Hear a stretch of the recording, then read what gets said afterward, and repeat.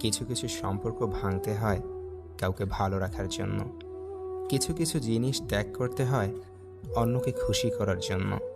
কিছু কিছু কথা বলতে নেই যেন দুঃখ না পায় তার জন্য। ধৈর্য খুব তেতো, কিন্তু এর ফল বড়ই মিষ্টি।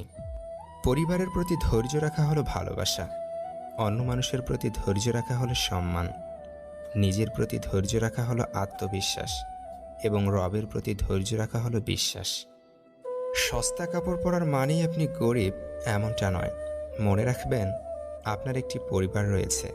পরিবারের সদস্যদের দায়িত্ব আপনার উপর। সমাজকে দেখিয়ে বেড়ানো আপনার কাজ নয়। যারা প্রকৃতই তোমার আপন হবে তারা শত ব্যস্ত থাকলেও তোমার খোঁজ নেবে, কিন্তু যারা আপন হবার অভিনয় করবে তাদের কোনো কাজ না থাকলেও তারা তোমায় ব্যস্ততা দেখাবে। যত্নেই ভালোবাসা বাড়ে, অযত্নে বাড়ে দূরত্ব। তুমি আমাকে ঠকাবে, তোমাকে আরেকজন ঠকাবে। এটাই তো দুনিয়ার নীতি।